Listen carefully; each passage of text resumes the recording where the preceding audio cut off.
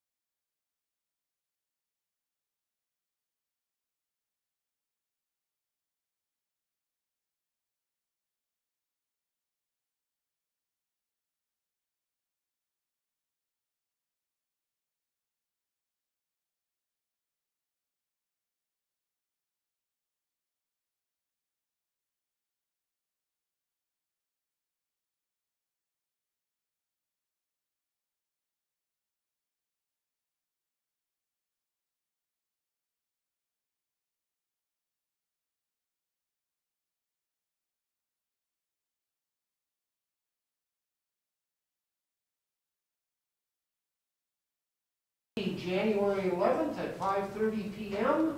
Mr. Brooks will record the members absent or present. All members, less Mrs. Schultz, who is joining us via Zoom, are present. So next, let's go ahead and stand for the Pledge of Allegiance. I pledge allegiance to the flag of the United States of America and to the republic for which it stands, one nation, under God, indivisible, with liberty and justice for all. Thank you. Next is we have approval of the agenda, but there is one amendment to the agenda, and that will come as item number 12A, which is the approval of open enrollment application. So we have one addition to that, and we'll deal with that as an item number 12A following the administrative reports. With that, I'd entertain a motion to approve the amended agenda. So moved. Mrs. Kappelman has the motion. Is there a second? I'll second. Second by Mr. Hanemichael. Further questions or discussion? Mr. Brooks? Nelson. Aye. Hanemichael. Aye. Schultz. Aye. Kappelman. Can you hear me? Yes. Katia. Aye. Bundy. Aye. Avery. Aye. Farrell. Aye. So declare that the agenda has been approved. Number 6 is approval of consent agenda items 7 through 9, and that includes our minutes of our December 14th meeting, which is a regular meeting. Mr. Bundy, Mr. Hanemichael, Mr. Brooks, and myself went through the bills. Not a lot of bills this month, which was a pleasant surprise. Anything else, Rob or Keith? Nope. Okay. Our financials are listed there. Once again, our health insurance fund had a good month as you take a look at that. On to item number 9, then, our personnel actions. Mr. Jorgensen. Just one action, that would be a request to hire Ellie Garrels as playground supervisor at $9.70 per hour.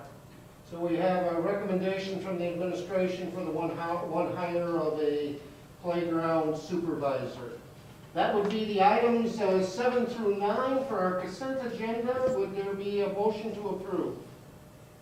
So moved. Mr. Bundy has the motion on the consent agenda. Is there a second?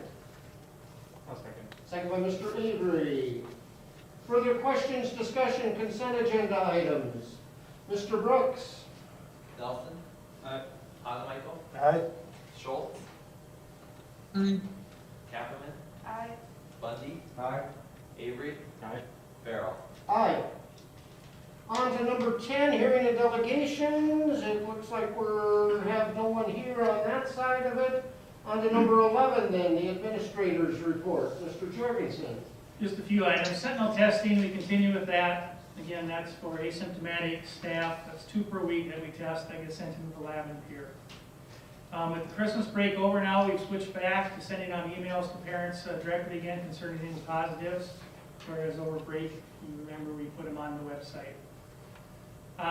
K-12 school employees have been included in the early stages of receiving vaccinations. According to the Department of Health, the state is currently in Group C of administering these vaccinations. K-12 school personnel are included in Group D. And right now, Group D is scheduled for vaccinations in the month of February. Now, that could be early February, that could be late February, that could be March. But right now, it's scheduled for February. When we get more information, we will get that out. In the meantime, we have sent out a survey questionnaire to all of our staff so we can have an accurate count so that when we are asked what the number we need for vaccinations, we can give them a number, because obviously they're trying to make sure that the vaccines, they get them all used and they have the right amount of doses. We may or may not get them all at once because of the number we'll have signed up. We may get them in week to week. It may be a different group each week until we get everyone vaccinated, or we may get them all at once. We just don't know yet. And then, of course, there'll be a follow-up. My understanding is at the time of the first dose, they already schedule you for the second dose. At that time, the appointment for that is done right then and there. So once we know more, but right now it looks like February is what the DOH has on their site as well. Those will be administered through Madison Regional Health, or we don't know? Yes, we don't know. Okay. And Madison Regional Health will be coordinating Okay. whether they'll come on site or whether we will have to go there. We don't know any of that yet. Once we know that, for example, if it ends up that we have to go there at a certain time, that could result in an early dismissal at some time just in order to get that place. But in talking, I believe they will come here, but I don't know that yet. Okay. Legislative session starts tomorrow. We did visit with our District 8 legislators last week, just on school items and where the session may go, and it'll be an interesting session for them, obviously. So it was a good meeting. We've done that every year, tried to make them ahead of time, and look forward to working with them again. Last thing I have is a second round of federal funding for schools. At our meeting last week, we were informed there'd be another round of funding. If you remember, the first round of funding was $41.2 million for South Dakota schools. The early indications we have right now will be about $153 million. Beyond that, they talked about using it for items like your environmental concerns, like we've already done with the air system, but also other services, instructional coaches, ELL support, mental health support, school lunch equipment, staff training, a number of different things. So we'll see where that goes, and once we have an actual amount, our understanding is it'll be set up the same way the first round was, and that was on our Title I numbers.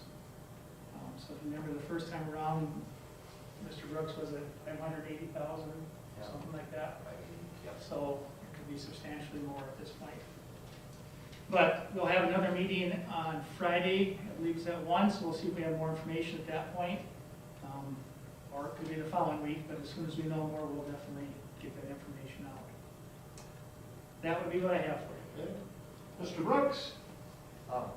We talked just the preview last time, we reported about with like bonds and looking at restructuring our bonds.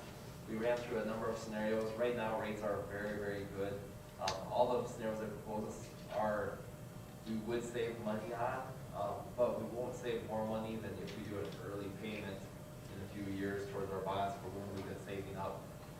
So our thought was we'll keep watching, but unless we see more significant savings, we still would save more by just calling them and paying them early, a few years early. Just kind of wanted you aware of that. And you have one other item, reporting on the coach bus and how it rides. It rode really well. We got its first voyage.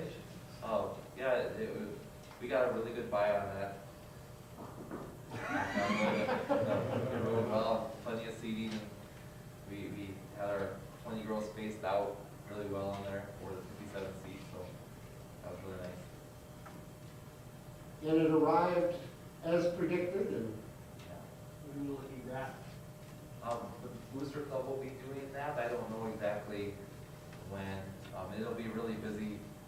It'll be used quite a bit in the next 3 weeks. This is our heaviest time of year for buses going out. So I think it'd probably be spring. Or to have it down for a few days. Okay. Any board members have anything? Tom? Yes, Lori? Yeah, at the PLEC meeting last week, I just want to let everybody know that PLEC did receive some of the COVID relief funds. I believe it was $50 a student that was tested between July 1st and the end of September. So it ended up being like 80 students. It was around $4,200. And that was for basically past expenses. So from what I understood, there's no stipulation as far as time constraints of when it needed to be spent or anything. But that money is there. And then also the state did pay for test kits to be delivered to all the 10 member schools in PLEC. And I believe those were delivered, I think, over Christmas break.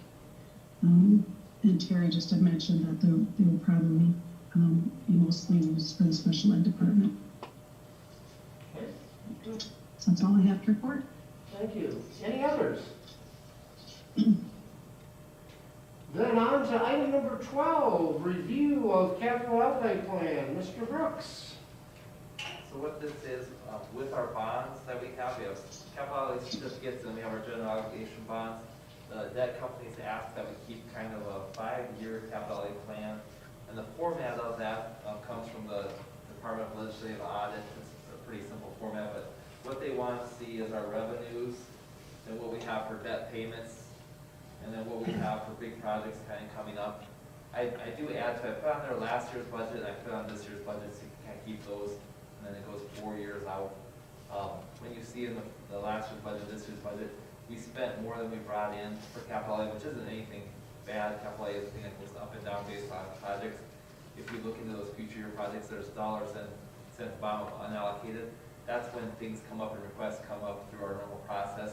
That in theory is then the funds we have available for those projects. So it's just a basic overlay of maybe what we're looking into the future. Not a ton to it, but it's something that we keep on file with our rating agencies. Any questions, comments on that? Then on to item number 12A, which is approval of an open enrollment application. Mr. Jorgensen? And this is the high school application, came in on time. Just in the back of the board folder, so they get on the agenda, unfortunately, but we had it on. We would recommend approval of that. So then we need a motion and a second. Do we have a number on that one, Mr. Jorgensen? Yep, it is 21-13. Okay.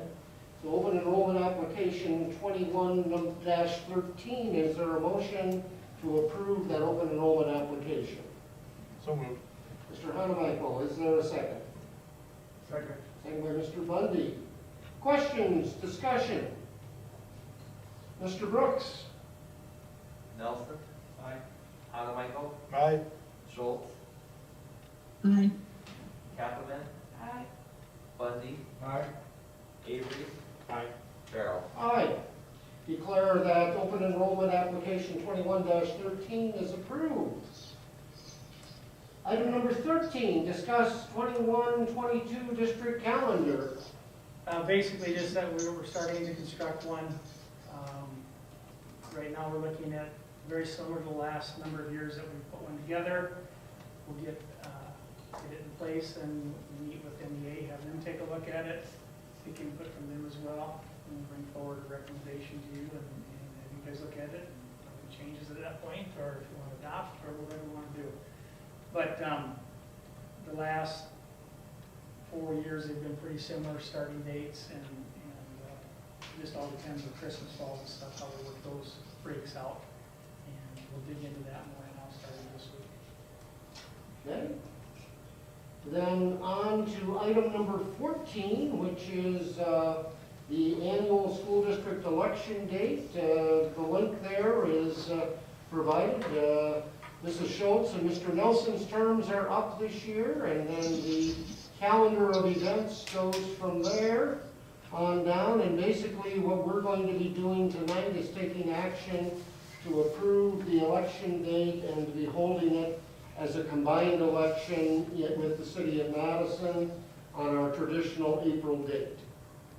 Did I hit that correctly, Mr. Brooks? Yeah, that's good. The city is looking to hold it on their same date as typical, and when we combine together, then the voters can come out to just one election versus a month apart. School holds our own. So I think it's very nice for the voters to take care of that all at once. And historically, we've used the city armory for that. Yeah. Works well. And that will be determined later. That's the belief right now is that we'll use the armory, but it can change if they playoffs or whatever. But as of now, that's what we're looking at. Would be at basically the discretion of what the city chooses to do with theirs. That probably was some input, but Yeah.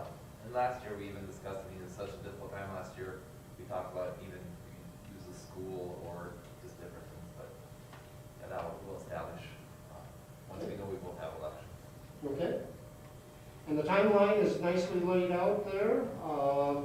So with that, I would entertain a motion that we establish our election date and that we combine that with the city of Madison. So moved. Mrs. Kappelman, is there a second? Second. Second by Mr. Bundy. Further questions, discussion? Thanks for getting that laid out, Mr. Brooks. Very nice to know where we're at with all of that. Then you're up with the roll call, sir. Nelson, Aye. Halamichael, Aye. Schultz, Aye. Kappman, Aye. Bundy, Aye. Avery, Aye. Farrell. Aye. So declare that we have established our election date and that it will be held jointly with the city of Madison.